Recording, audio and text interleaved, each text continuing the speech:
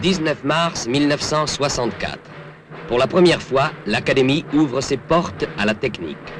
Monsieur Jean Rostand va recevoir solennellement sous la coupole Monsieur Louis Armand, élu récemment au fauteuil du professeur Henri Mondor. Polytechnicien et major de l'école des mines, le nouvel académicien va faire l'éloge du grand chirurgien et de l'homme de lettres auquel il succède.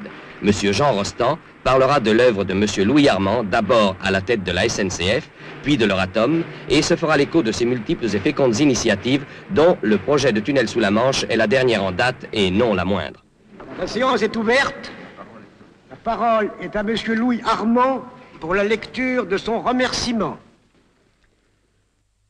Messieurs, depuis qu'à l'Académie, à la suite d'Olivier Patru, s'est institué pour les nouveaux membres l'usage de prononcer un discours de remerciement, 550 confrères, si l'on peut se fier aux additions d'un polytechnicien, ont rivalisé de modestie pour confronter leurs mérites à l'honneur qui leur était fait.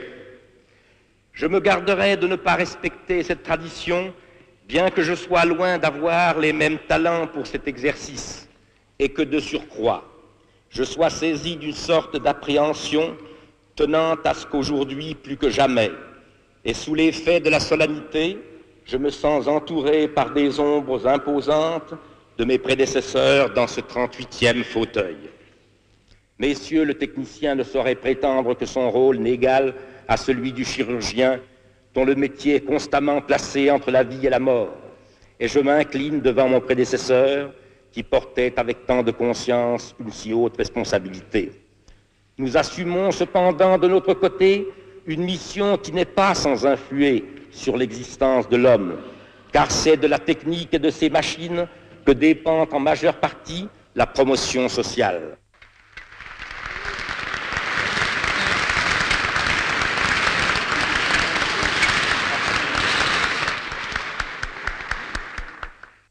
Illustres représentants de cette technique qui de plus en plus, qu'on le veuille ou non, gouverne le monde, vous êtes parmi nos contemporains l'un des plus importants et des plus effectifs.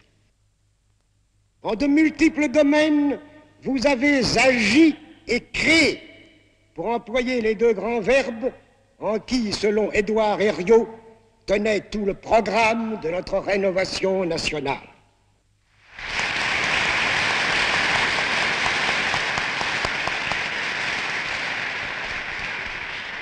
Prononcer votre nom, c'est évoquer de vastes entreprises, des initiatives hardies, de séduisants projets. Euratom, pétrole du Sahara, tunnel sous la Manche. Votre imagination heureuse, votre esprit de décision, votre goût des responsabilités font de vous l'un des grands consultants de l'État. En toutes circonstances difficiles, qui posent des problèmes d'équipement ou d'administration, on fait appel à votre compétence et à votre discernement. On vous interroge et parfois même on vous écoute. Vous êtes une des plus sûres...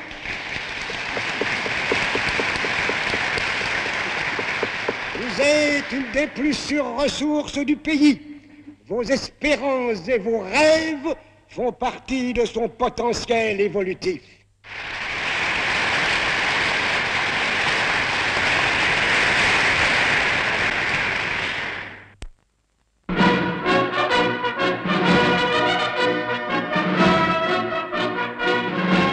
Le dimanche 2 août 1964, une foule très dense, recueillie dans le souvenir, se presse à la gare de l'Est. C'est en effet le 50e anniversaire de ce dimanche 2 août 1914 qui voyait le départ des premiers trains de mobilisés quittant Paris à destination des frontières de l'Est. 2 ministres et tous les hauts dirigeants de la SNCF avaient tenu à participer à cette cérémonie qui avait pour but d'évoquer le souvenir des morts et d'honorer les survivants par un hommage digne mais solennel à ceux qui ont combattu pour que la France continue à vivre dans l'indépendance.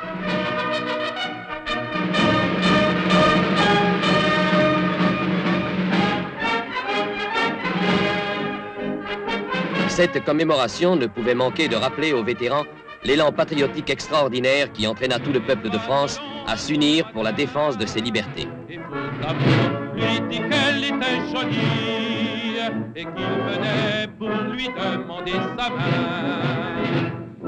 La Madelon avait ensemble, lui répondit en souriant.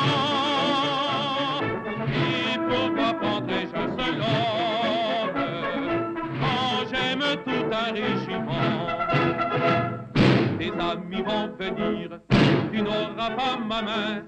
J'en ai bien trop besoin pour leur verser du vin. Quand Madelon vient nous servir à boire, sur la tonnelle on vole son jupon, et chacun lui raconte une histoire. À l'issue de cette commémoration officielle, fut inaugurée une exposition historique réalisée grâce au concours des musées de l'air, de la marine et de la guerre.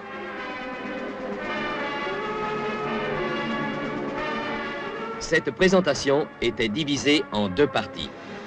La première avait pour toile de fond le célèbre tableau d'Albert Herter représentant le départ des mobilisés en août 1914.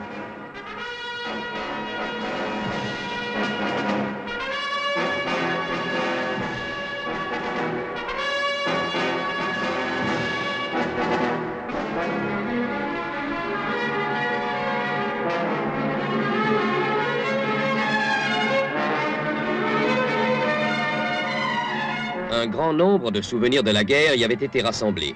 Documents, photographies, gravures, voisinaient avec des vestiges légendaires et glorieux.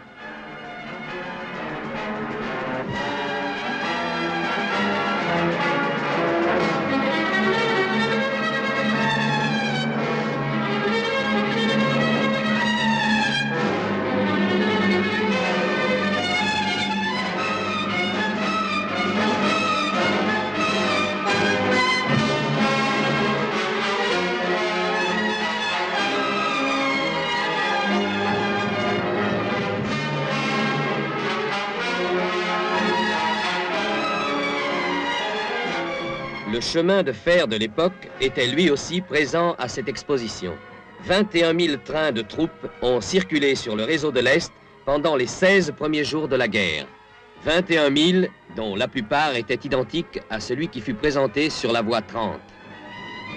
Wagons de différents modèles, cuisine roulante, pièces de 75 avec son caisson, voitures ayant servi de PC au général Joffre, tout ce matériel ferroviaire a permis aux visiteurs de se rendre compte de l'effort immense accompli par le chemin de fer durant le premier conflit mondial.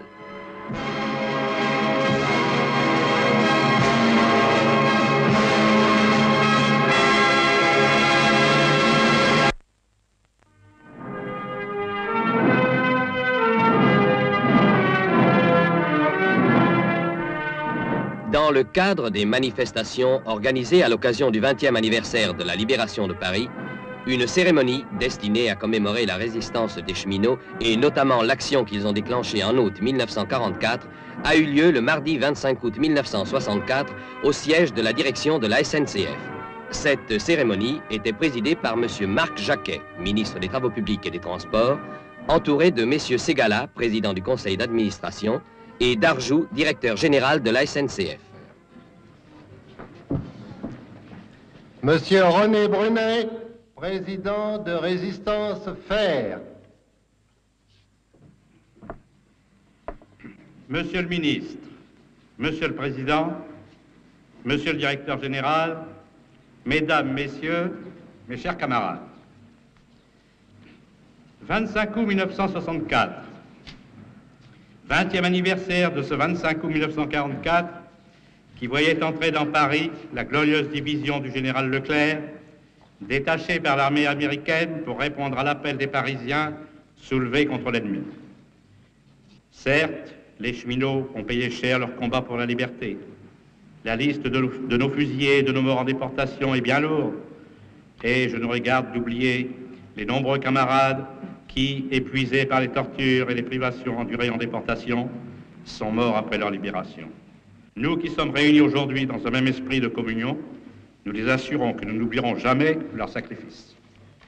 Monsieur André Ségala, président du conseil d'administration de la SNCF. Monsieur le ministre, mes chers amis, les images dont nous sommes entourés expliquent le sens profond de la cérémonie qui nous réunit aujourd'hui. Elles nous ont parlé les premières. Elles ont évoqué à notre esprit comme à notre cœur un patrimoine de souvenirs qui n'ont pas vieilli. 8 938 morts, 15 977 blessés, tel est le lourd tribut payé par les cheminots pour les hauts faits accomplis durant la dernière guerre, en honorant d'une même foi les vertus d'hier. Nous avons eu la récompense de retrouver en nous les sentiments de délivrance, d'allégresse ressentis à l'époque lorsque l'avenir s'est à nouveau levé sur les horizons de notre métier.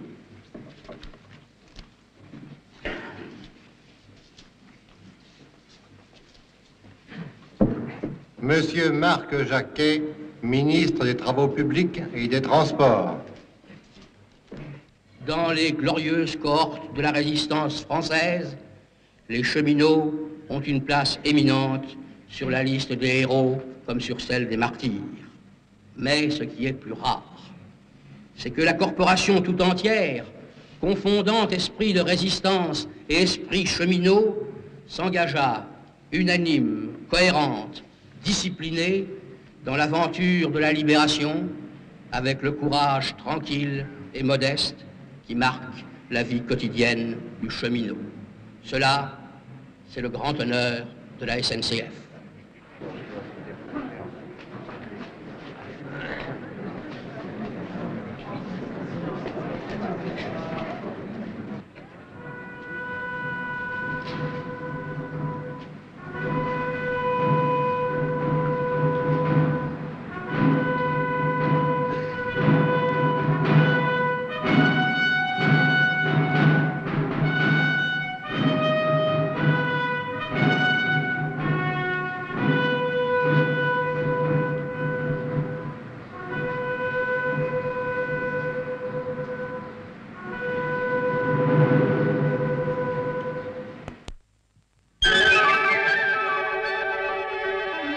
Dans le cadre du 4e plan de modernisation et d'équipement de la SNCF, il fut décidé, après étude, d'électrifier la section Le Mans-Rennes en courant monophasé 25 000 volts à fréquence industrielle 50 Hz, la première étape étant Le Mans-Laval.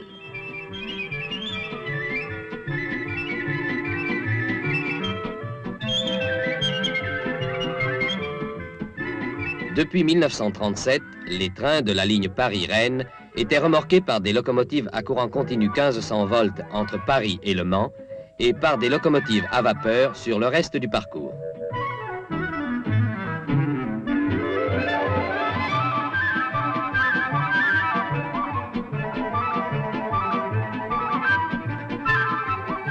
Bientôt, il ne sera plus nécessaire de procéder à ces échanges en gare du Mans, l'électrification du tronçon Le Mans-Laval étant sur le point de s'achever.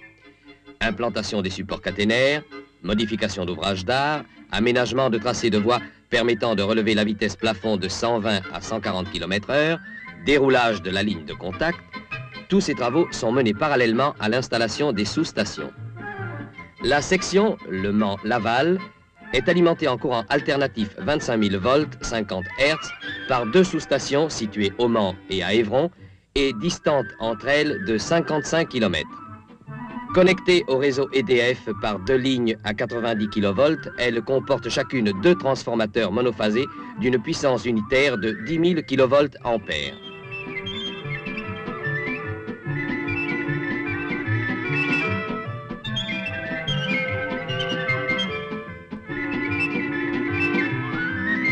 Elles sont commandées à distance par un central sous-station situé au Mans, dont dépendront en outre deux sous-stations prévues pour l'alimentation du secteur Laval-Rennes.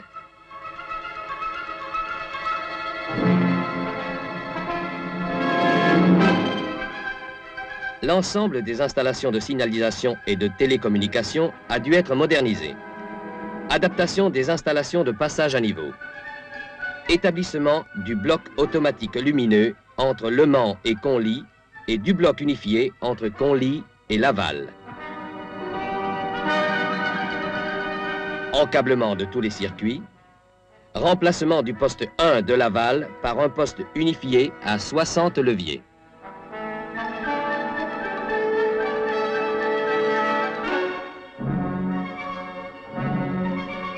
Le 26 septembre 1964, après la visite du central sous-station du Mans, le train inaugural repart en direction de Laval.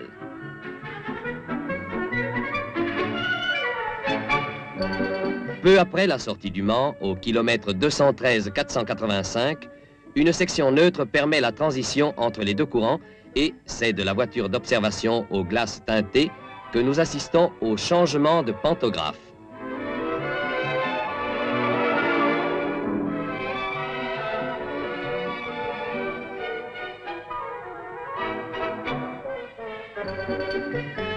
À l'issue de la tournée de reconnaissance, les personnalités officielles procèdent à la signature du procès-verbal qui autorise l'exploitation commerciale de la ligne en traction électrique.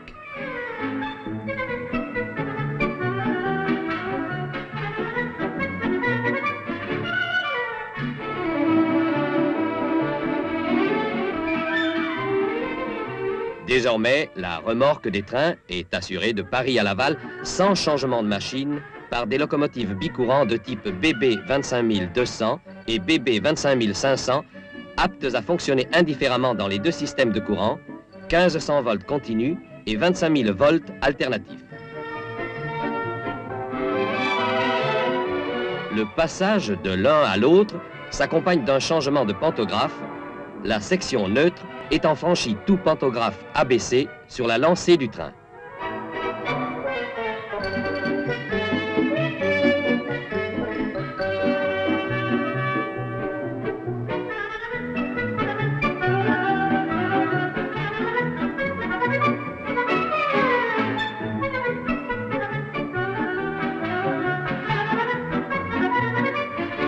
Amélioration des relations intéressant la Bretagne, réduction notable de la durée de parcours des trains de voyageurs, augmentation du tonnage des trains de marchandises, tels seront les principaux avantages de l'électrification de la ligne Le Mans-Laval-Rennes.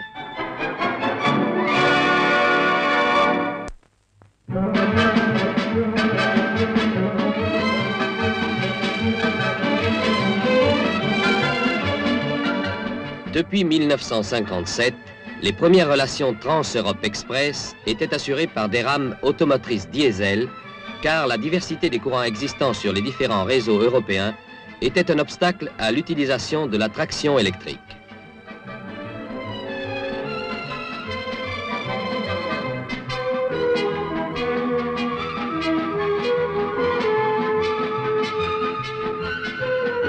Les chemins de fer fédéraux suisses furent les premiers à faire circuler en 1961 des rames automotrices électriques quadricourants sur les relations Paris-Milan et Zurich-Milan.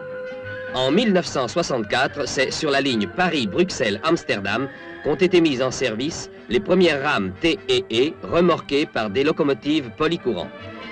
Longues de 22 mètres et développant 5000 chevaux, les CC 40100 peuvent être alimentés indifféremment par les 4 systèmes de courant utilisés en Europe, ceci par l'intermédiaire de 4 pantographes spécialisés. Elles sont à adhérence totale et constituées par une caisse unique reposant sur 2 bogies à 3 essieux moteurs chacun, chaque bogie ne comportant qu'un seul moteur de traction.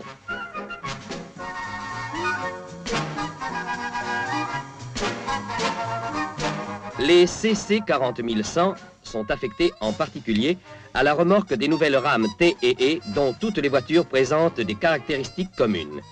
Caisse en acier inoxydable, porte d'accès coulissante à ouverture assistée, climatisation, chauffage électrique, éclairage général fluorescent, isolation thermique et acoustique, vastes soutes à bagages.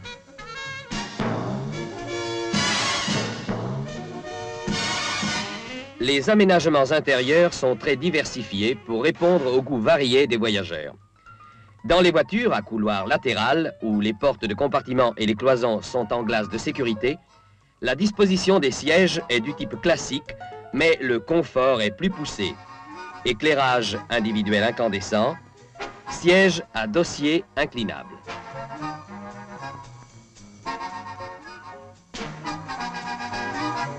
Les voitures-fourgons sont essentiellement destinées au service et comportent notamment le local abritant le groupe diesel qui fournit le courant électrique nécessaire au conditionnement d'air, à l'éclairage, au chauffage et aux cuisines.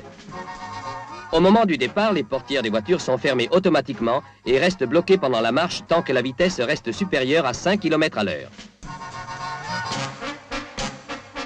Remarquables par leurs caractéristiques techniques, ces locomotives ne le sont pas moins au point de vue de l'esthétique. Leurs matériaux, leurs couleurs, leurs lignes ont été choisis en harmonie avec l'aspect extérieur des voitures et contribuent à donner à l'ensemble son caractère et son unité.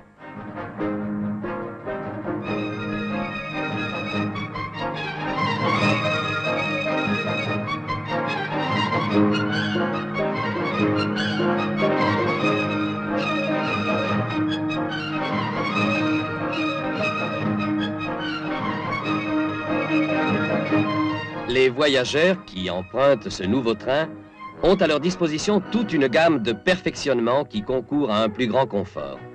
Vaste baie vitrée comportant 2 glaces de sécurité, entre lesquelles peut monter ou descendre un store vénitien à commande électrique. Porte d'intercirculation à ouverture assistée et à fermeture automatique. Voiture-bar avec comptoir, office et table pour le service des consommations. Installation de sonorisation de l'ensemble de la rame.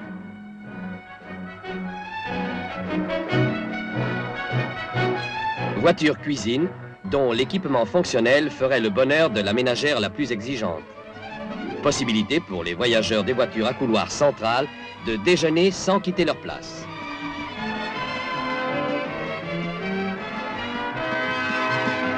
Pendant ce temps, à bord de la 40100, le conducteur surveille la vitesse qui peut atteindre, grâce à un double rapport d'engrenage manœuvrable à l'arrêt, soit 160, soit 240 km à l'heure.